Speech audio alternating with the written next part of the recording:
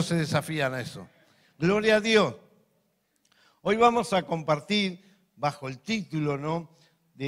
O el concepto que vamos a trabajar hoy, es aprender a confiar en Dios. Venimos predicando sucesivamente sobre este tema. Saben, Dios es fiel a sus promesas. Él dio promesas, ¿no? Algunos dicen que hay 7.000 promesas, otros menos, más. Siempre hay que ver igual en qué momento y para qué se dio la promesa y si son promesas universales, son particulares o son específicas para personas. Porque a veces tomamos promesas que se le dio a una persona, las hacemos universales y creemos que eso es para toda la iglesia. Pero lo importante es hoy que Dios es fiel a su obra y a lo que ha creado. Y Él por eso dice que van a salir todos los días el sol, se va a poner el sol, va a llover, va a dejar de llover, y así sucesivamente, como explicando que mientras Dios esté en este cielo, en esta tierra, se va continuamente, no vamos a tener que esperar a ver si mañana va a salir el sol. Son cosas que Dios ha creado y que nosotros estamos absolutamente confiados que va a seguir sucediendo así. Por eso el desafío de hoy es aprender a confiar en las promesas de Dios, y esa es la parte de Dios, y después está la parte nuestra, que es poner la fe en esa parte de Dios. Y siempre digo, esas dos cosas son como una... ¿Quién conoce la pinza, la pico del oro? Veo que si uno hace fuerza con la mano, a veces no alcanza. Pero una pico del oro es una herramienta poderosa, pero funciona con dos partes. Una sería, como un ejemplo muy simple, la fidelidad de Dios a sus promesas, que si Él lo dijo, lo va a cumplir. Y yo, por mi parte, es mi fe puesta en la obra que el Dios va a hacer. Por eso, el desafío que tenemos y que he dejado y que he venido hoy queriendo instalar en cada uno es esa confianza que vamos a poner en Dios. Por eso el título que lleva esta prédica que le puso nuestro pastor, dice: el dólar puede subir, pero Dios va a seguir siendo fiel.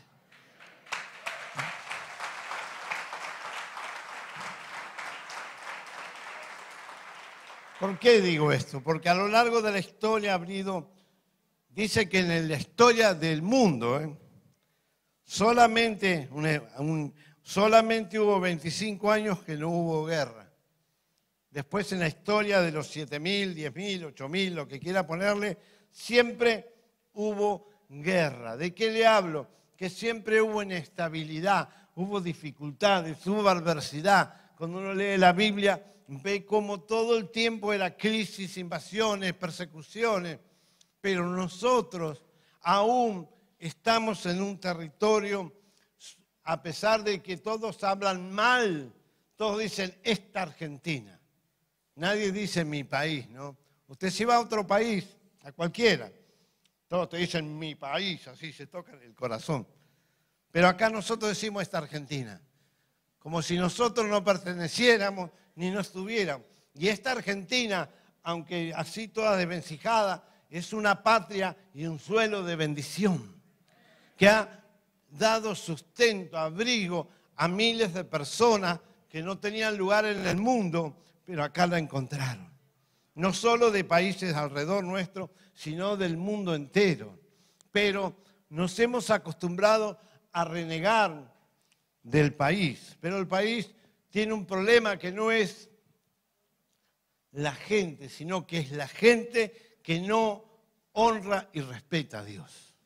Por eso hoy empiezo así, medio raro, pero porque Dios viene hablándome mucho y viéndome mucho lo que pasa en el mundo, pero veo que si la gente se volviera masivamente a los pies de Cristo, inmediatamente empezaría a cambiar la atmósfera. Y de pronto de tener el 90% o el 80% de las personas que tienen que incidir sobre nuestra vida, que sean corruptas, una iglesia de pie va a empezar a bajar esos porcentajes. Y vamos a cambiar la realidad. pero eso es la única manera. Ayer le decía a un hermano, no creo que pase nada con vos porque te miro los pantalones y no los tenés rotos de orar ni te está saliendo sangre de las rodillas. Así que todavía no estás orando lo suficiente. A la antigua, ¿viste? Así hablaban Spurgeon. Se lo decía en forma de ironía, pero es hora de volvernos a Dios y confiar en las promesas de Dios. ¿Cuántos se van a animar? Por eso hoy había tomado un versículo que me encanta mucho, que está en Génesis, dice, habla de Noé. Dice, Noé nunca dudó, dice. La Biblia dice que por la fe Noé construyó un arca. Hebreos 11 está también. ¿Fe en qué? En el pacto que Dios había hecho con él. Dice, Dios había prometido cuidar a Noé y a su familia. Y Dios tiene ese mismo pacto para vos, de cuidarte a vos y a tu familia. Por eso, miren lo que dice en el versículo ese. Por la fe, Noé, cuando fue advertido por Dios acerca de las cosas que aún no se venían, con temor, preparó el arca, dice, en que su casa se salvase. Dice, y por esa fe condenó al mundo y fue hecho heredero de la justicia que viene de Dios. Ahora, cuando usted este es un versículo que se usa mucho para prepararnos, dice que Noé, como tenía fe en Dios, lo primero que vemos dice que fue advertido. Y nosotros que tenemos la fe, ¿cuántos tienen fe en Dios? Gloria a Dios. Pero a full, póngala, convencido, tengo fe, amén. Por eso gritamos, zapateamos, cantamos, decimos aleluya, hacemos de todo. Y por eso tratamos de expresar esas emociones para sacar esa fe, que algunos vienen con la fe tapada. ¿Cuántos tienen la fe tapada? Vieron cuando teníamos los vehículos antiguos, se les tapaba el carburador. Y había que destaparle el chicle. ¿Quién fue de esa época? Allá tengo algunos mecánicos. Y por tremenda bestia que era la máquina o el camión, por un agujerito chiquitito que tenía medio milímetro, el cachirulo no caminaba. Así que mirarlo de al lado y decirle, mirá, cachirulo, vamos a destapar el chicle. ¿De qué te estoy hablando? Que Noé fue advertido por Dios. Y dice que por esa fe en las promesas de Dios, cuando fue advertido, él se puso a trabajar. Y no solo que trabajó, sino que dice que trabajó como 100 años para construir ese arca. Pero cuando construyó ese arca, cuando vino la hecatombe, el juicio, lo malo, lo desagradable, él se salvó porque esa arca flotó y salvó a su familia. La característica de Noé que le decían, vos estás loco, acá nunca llovió. ¿Qué haces, pedazo de tonto, construyendo ese coso, ese cajón de madera? Porque no era un barco, era algo cuadrado. Y muchas veces nosotros, Dios viene y te sacude. ¿Cuántos fueron sacudidos por Dios? Algunos a la patada lo tengo que traer. Pero fueron sacudidos. Y uno dice, no sé, yo que soy guapo, ahora no sé qué me pasa, estoy llorando. Claro, porque en la iglesia hasta los guapos lloran a veces. Y uno dice, ¿qué me pasa? No puede ser. Si yo vine acá a pararme de mano y a explicarle a estos giles cómo es la cosa. Pero el Espíritu Santo, por amor, y el amor del Señor vino y tocó tu corazón. Y el que era guapo ahora tiene lágrimas de cocodrilo. ¿No? Y uno dice, no puedo creer, ¿cuántos se hicieron los tontos, no? No, a mí no me pasa nada. No. Pero el Espíritu, por amor, te sacude. Y eso es lo que hizo Dios con Noé, en medio de un pueblo que era un desastre total. Pero un desastre, había un desastre.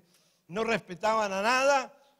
De pronto la familia de Noé es llamada y tocada por Dios. Y lo segundo que hace, dice que le advierte, mirá, tenés que hacer estas cosas y estas cosas. Y hoy Dios, y cada día, hace lo mismo con nosotros.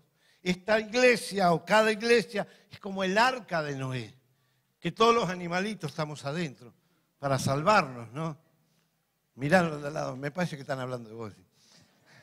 Pero de lo que hablo, que Dios viene a advertirte, como veíamos en la escuela ahí de los graduados, para que con esa preparación construyeran algo y se salvaran. Por eso hoy el desafío que vamos a tener es que podamos llevar a la práctica la advertencia de Dios. ¿Y dónde está la advertencia? En la palabra de Dios. ¿Qué es lo que tenemos que hacer? Leer la palabra y orar y buscar la presencia de Dios. Y cuando uno hace esas cosas, empieza a funcionar por fe. ¿Cuántos tienen fe? La fe es la certeza de lo que se espera, pero la convicción de lo que no se ve. Y nosotros estamos convencidos de que vamos a alcanzar todas esas cosas por fe. Y oramos y buscamos la presencia. Y cómo me gusta, ¿no? Porque ahora últimamente parece que todos los meses viene algún hermano de la iglesia y me presenta la llave del auto. Y bueno, es algo personal mío, pero la promesa que yo le decía, vamos a llenar la cuadra de autos. Y claro, todos venían en alpargata, en bicicleta. Pero ahora vienen con el llaverito. Y gloria a Dios. ¿Por qué? Porque todo lo que gastaban en estupideces, ahora lo ahorran y lo usan para bendecir su vida. Y lo usan para bendecir su casa. Y lo que antes se gastaban drogas, en alcohol o el juego o qué sé yo, qué porquería por ahí, ahora lo usan para construir su casa.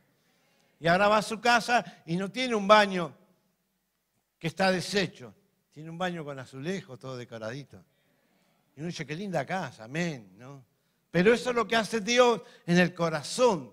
Somos advertidos, edificamos y construimos. No hablo de bienes materiales, hablo de bienes espirituales. Todo se resuelve con la palabra, con el sí, con el amén. Por eso hoy Dios nos está desafiando a que todo lo que estamos haciendo para adelante, acá, este gran desafío es aprender a poner esa confianza en Dios. Porque a veces confiamos, pero a media. Dice una de las, creer en esa fidelidad de Dios. Miren lo que dice el Salmo 89:2. Tu amor inagotable va a durar para siempre. Tu fidelidad es tan perdurable como los cielos.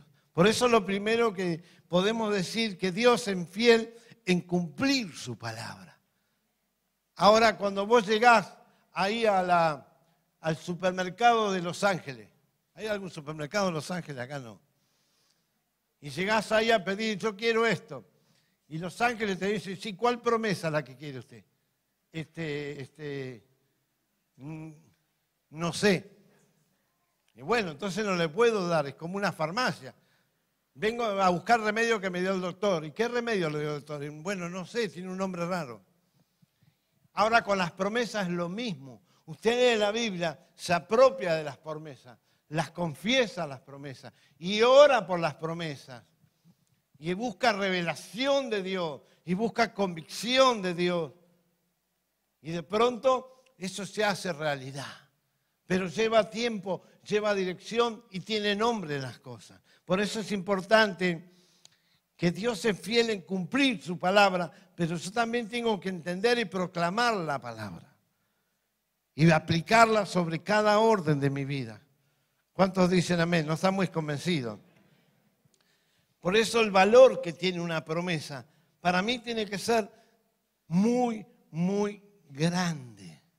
Muchas veces, a veces, estamos bien comidos y bien dormidos.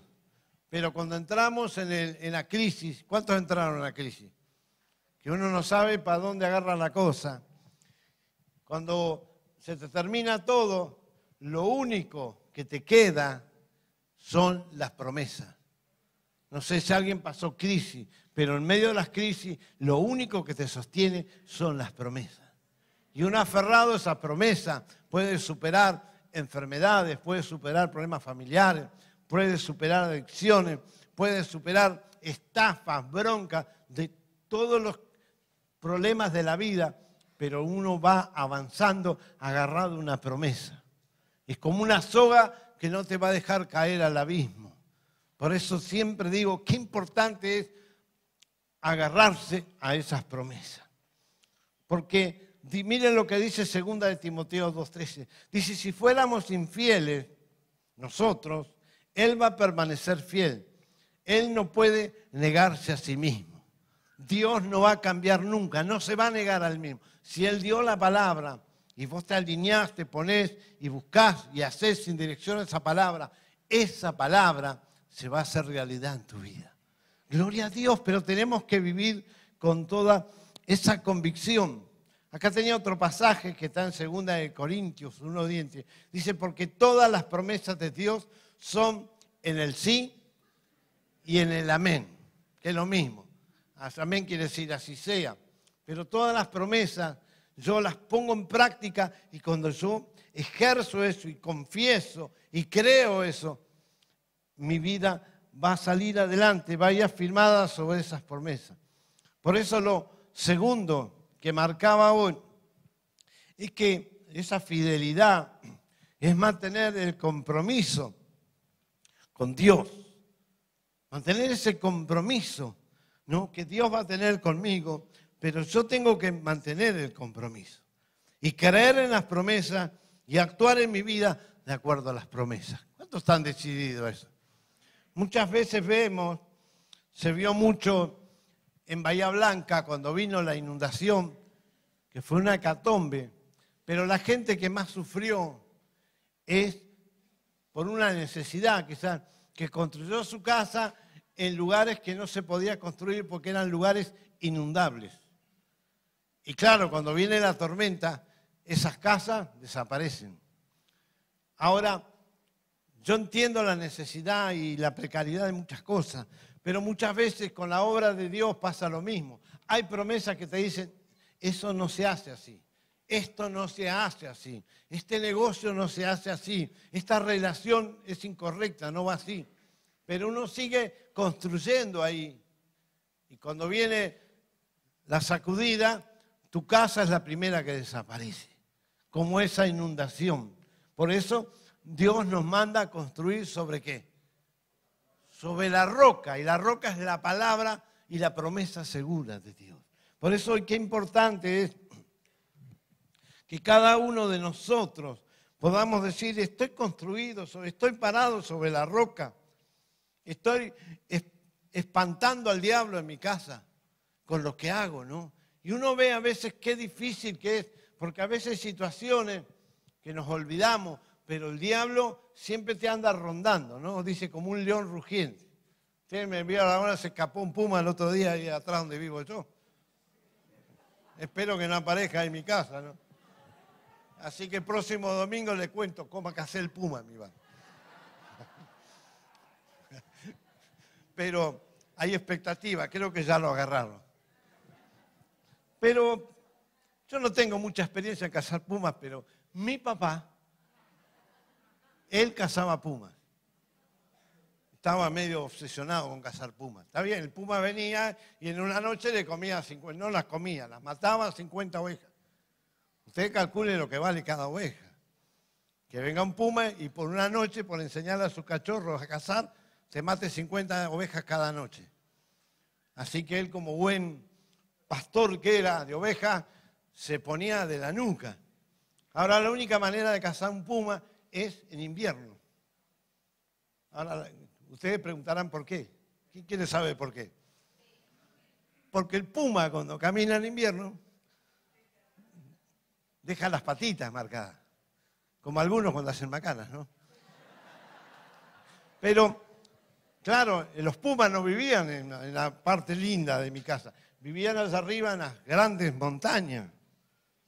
Entonces mi viejo, en pleno invierno, 5 grados bajo cero, salía para las montañas a caballo a buscar los pumas. Y se paraba ahí medio contra el sol hasta que encontraba las huellitas y él lo empezaba a perseguir. Y claro, una vez, me acuerdo, lo llevó a mi hermano. Claro, eso a las 10 de la mañana, imagínense él. Todos los bigotes escarchados así. Todos escarchados así, Mi hermano le dijo, estás loco, andá vos, yo no voy más. Pero él los seguía y los casaba. Así que espero que alguno de ustedes, si tiene algún león rugiente ahí, que anda rondando su casa, cada uno sabe de lo que hablo, espero que lo veo con los bigotes escarchados.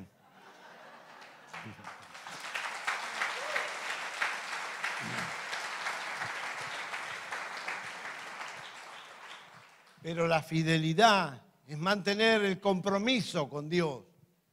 Cuando yo mantengo ese compromiso con Dios, a la larga, mi vida se va a ir enderezando.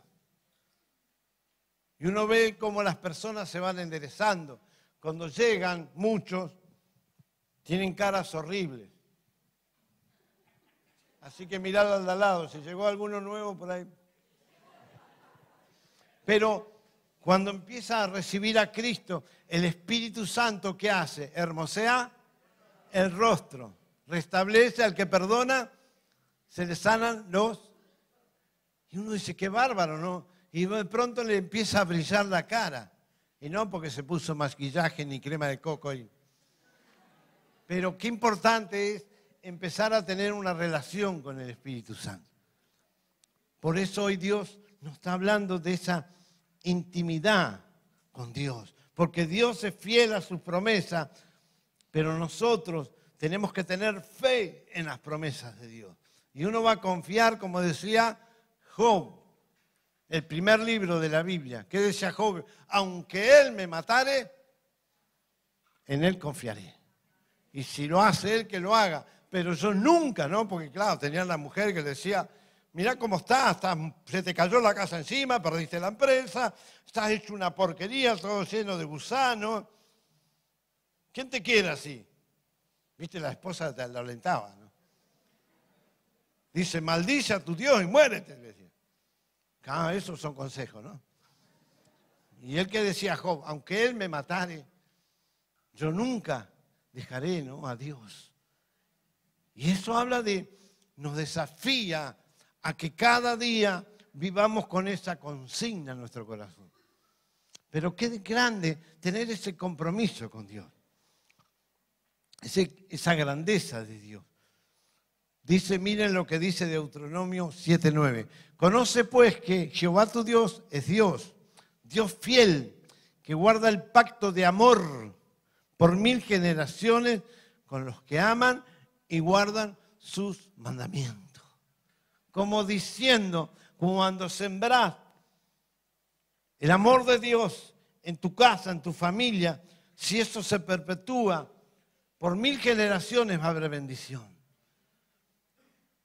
Pero miren qué importante, porque dice que la casa que reniega de Dios o que profana a Dios, que habla de maldición, dice que la maldición va a alcanzar hasta la tercera o sea, si tenés a Dios, tenés 1000 generaciones. Si hay maldición, hasta la cuarta.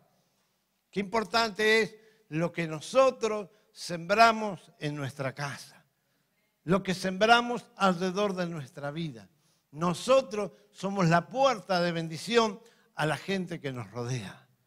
Porque según confiemos en Dios y amemos a Dios, lo que decíamos en el culto pasado, en la entrega de niños, los niños no van a amar a Dios por lo que yo diga, van a amar a Dios por si yo amo a Dios. Van a imitar mi ejemplo, mis sentimientos y mis emociones para con Dios. Y eso es lo que voy a sembrar en lo que me rodea. ¿Cuántos dicen, yo estoy haciendo eso en mi casa? Yo estoy enseñándole a los niños cómo amo a mi esposo. Qué silencio, ¿no? Pero claro, los hechos grandes se ven en las cosas sencillas. Los maridos estamos más entrenados, porque el amor de Dios se ve como amamos a nuestras esposas. ¿Cuántos maridos dicen amén? ¿Y cómo dicen los maridos? Sí, querida, sí, querida. No, no es así, sí, querida. No, querida, no, querida. Ya aprendimos. Primero nos retaba nuestra mamá, después nuestra abuela, y ahora nos reta nuestra esposa. Y después tuvimos hijos y nos retan nuestras hijas. Pero aprendimos. Pero más allá del chiste, qué importante que si Dios te dio en gracia estar con tu media naranja, que le des gracias a Dios y la bendigas. ¿Y cómo se bendice? Con bendición, con palabras, con agradecimiento. Por eso hoy Dios nos está desafiando. ¿Cuántos se sienten desafiados? Dice, no sé para dónde agarró el pastor, pero estoy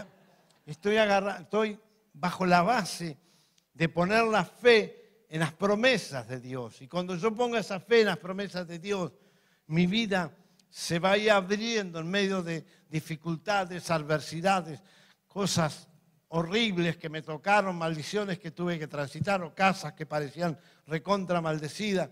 Todo eso se va a ir quebrando. Pero, ¿cuál es la condición? Mi fe puesta en la fidelidad de Dios sobre mí. Por eso lo tercero, para ir cerrando el tema, es que la fidelidad de Dios es una experiencia personal. Yo puedo ver cómo Dios actúa sobre otras personas y cómo me gustan los testimonios. ¿Qué le gustan los testimonios? Tenemos que hacer un culto de testimonio, ¿no? Tenemos tantos testimonios para contar, cosas increíbles, buenos, y a veces pedimos y no pasó nada. No sabemos por qué Dios actúa así. Pero qué importante es esa experiencia personal. Y cuando yo veo que mi hermano compra el auto, me alegro en el corazón. ¿Cuántos se alegran cuando el hermano compra el auto? Pero más me puedo alegrar cuando yo me compro el auto. Pero eso que lleva fe, dedicación, convicción, trabajo, orden. Como dijo el hermano Ezequiel, yo me hice el loco, lo desafié a Dios. Y le dije, yo te voy a traer 2 ventanas para el aula. Pero yo, Dios, quiero ver cómo moves tu mano, ¿no? Mire, a veces somos medio atrevidos, irrespetuosos. ¿Cuántos son irrespetuosos? Y Dios le respondió. Le dijo, vos sos vivo, mirá cómo es esto. Yo te enseño, pero te lo voy a hacer una vez. Después vos aprendés. Porque alguno quiere que después se lo sigan haciendo perpetuamente. ¿Cuántos vieron a un mago? ¿Cuántos estuvieron con un mago? Yo después, si quieren, les voy a hacer unos trucos con las cartas. No, aprendí cuando era chico, alguna cosa tenía que hacer. Claro, vivía en el campo solo, ahí me he aburrido. Alguna cosa había que inventar. Pero, ¿viste cuando te hacen un truco con las cartas, eso? De ilusión, de contar, qué sé yo. Vos decís, ¿cómo lo hizo? Y después decía, hacémelo otra vez. Y uno mira y dice, no entiendo, hacémelo otra vez. Y así te lo hace un montón de veces. Así a veces Dios nos cautiva, pero a veces queremos que esté todo el día haciendo trucos. Como los chicos que siempre quieren que cuenten el mismo cuento, ¿no? Pero qué importante es que yo me dé cuenta que yo tengo que buscar mi experiencia personal. ¿Querés progresar en la vida? Vas a tener que ayunar y orar. Como le decía el hermano irónicamente, no te veo los vaqueros rotos y tampoco te veo sangre en las rodillas. Como diciendo, está flojo de papel en lo espiritual. Pero ese es el desafío personal, cuando yo empiezo a buscar a Dios, empiezo a buscar, y no importa lo que vea o lo que pase, en ese compromiso mi corazón va a crecer, voy a ser transformado, voy a ser cambiado literalmente. Si hay algo difícil es cambiar la mentalidad, pero cuando uno toma el desafío de la palabra de Dios, el Espíritu empieza a trabajar sobre nuestras vidas. Por eso a partir de hoy, llévate, siempre lo repito, el compromiso personal. Lo que vi en otro me inspira, me desafía, me alegra, me emociona, pero yo quiero mi milagro. ¿Cuántos quieren su milagro? Y en la búsqueda del milagro, las cosas aparecen. Yo he hecho algunos experimentos que hoy no se los voy a contar, pero Dios, les aseguro, que responde a esas palabras. Por eso hoy, miren lo que dice en Isaías 64:4. Desde tiempos antiguos Nadie ha escuchado ni percibido, ni ojo alguno ha visto a un Dios que como tú actúe en favor de los que en Él confían. Uno empieza a confiar en Dios, uno empieza a ver cómo se empieza a mover la mano de Dios a favor de uno. Y a veces aparece gente misteriosa, te dice una palabra, alguien que no conocías te ayuda. ¿Cuántos tuvieron una experiencia así? Un montón acá. Me acuerdo de mi amigo cuando se convirtió.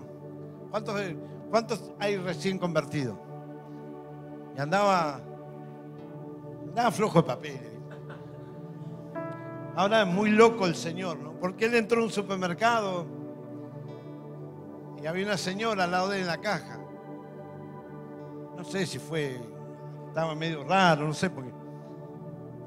Pero esta señora le dijo, mirá, vos te pasa tal y tal cosa, y Dios te dice tal cosa, y tenés que hacer tal cosa por tal y tal cosa. Y después se fue y no la vio nunca más. Pero esa persona produjo un impacto en su vida, y él no se olvida nunca más. Y eso que pasaron 30 años. 30 años. Bueno, que me lo contó, pasaron 20 años. No me cuente nada porque tengo memoria. Me encantan los chismes. Pero los buenos, ¿no? Pero qué importante es saber, entender que no somos como unos muñequitos toys, que hay un mundo espiritual que nos rodea y que nuestras acciones repercuten en el mundo espiritual. Miren, si usted se pudiera ver por un minuto, a mí me gustaría un día hacer la prueba y atarle a cada uno un dedo a la mano de otro.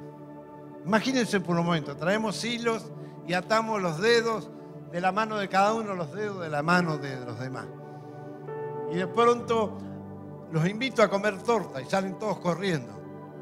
¿Y qué pasa? Nos tironeamos unos a otros, las cosas que hacemos repercuten, otros se caen, se enredan. Ahora, ¿para qué te ilustro algo así? Porque en el mundo espiritual hay muchas cosas que están interrelacionadas. Por eso tus actitudes, tu corazón, las cosas que hagas de corazón empiezan a tener impacto en el mundo espiritual. ¿Cuántos creen que se puede hacer eso? Miren, yo me acuerdo que hace muchos años atrás fui a ver, cuando nació mi hija, fui a ver a mi papá y a mi mamá. Y mi papá y mi mamá tenían un campo muy grande, pero desértico, que valía poco, en lo que en un tiempo valía muchísimo. Y nosotros fuimos con Paula y lo bendecimos. Le echamos una bendición pentecostal. ¿Cuántos echan bendición pentecostal? Al auto, a la cubierta, ahí para que se infle, ¿no? ¿Viste esos malditos cachirulos que siempre hay que ungirlos? Echamos una bendición ahí. Y pasaron un par de años y no sé cómo fue, pero lo que mi papá pedía por ese campo, póngale 200.000 pesos, vino alguien, no sé de dónde salió, y le trajo $200.000. Y yo dije amén. ¿Cuántos dicen amén por eso? Claro, porque en la parte, un 50 me tocó a mí. Claro, por eso, ore.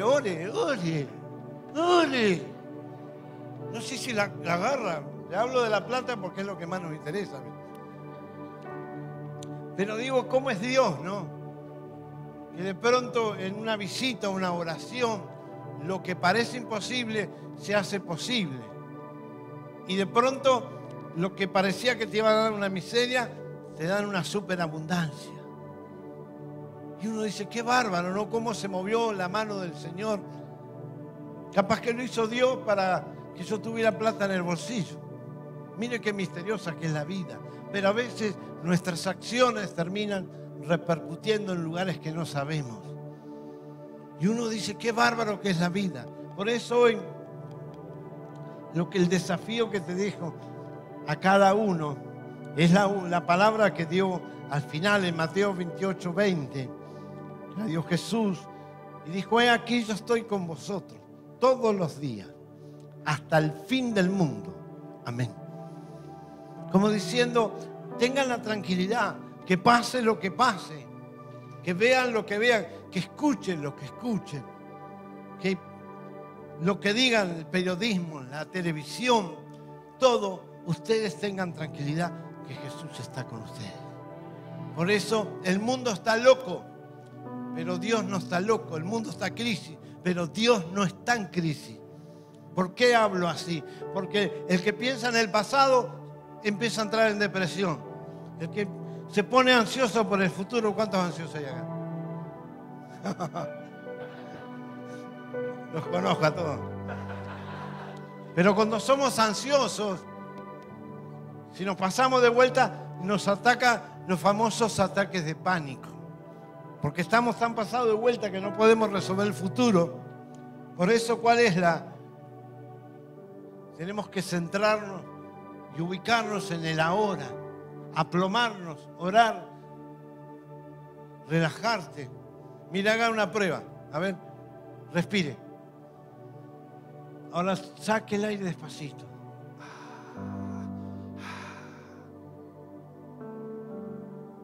No cuesta nada, pero a veces no podemos relajarnos. La otra vez veía un doctor que miro mucho, cardiólogo muy grande ya. Él decía, si la gente hiciera 3 veces eso al día, 3 veces, de respirar 6 veces, relajarse, la mitad de la gente no se moriría de un infarto. Así que decirle al de al lado, mejor que te relajes, porque si no en cualquier momento.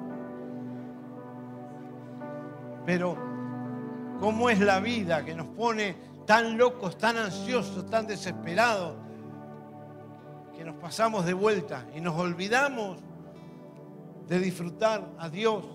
Nos olvidamos de disfrutar lo que tenemos, la familia, el ranchito que tenés. Gloria a Dios por las 4 chapas que te dio Dios. Amén. Por la bruja que te dio Dios. Claro, alguien te tiene que... Veo que los hombres son como los perros. Salen a cazar, ponen en la casa, se echan y no los mueven ni con... Y tenés que tirar un petardo para que se muevan. No, ¿y cuál es el lugar preferido del hombre? ¿El sillón? Dice, ¿sacaste la basura? ¿Cuánto le dicen a las mujeres? A ver. ¿Cuántos le dicen así al hombre? Dice que el hombre le gusta la nada, vivir en la nada. Y viste, la mujer le dice, ¿sacaste la basura? ¿Trajiste la verdura? ¿Quién dijeron algo así? ¿Trajiste la carne? Y la mitad del cerebro le dice a la otra mitad del cerebro, ¿vos escuchaste algo? Y la otra mitad le dice, no escuché nada.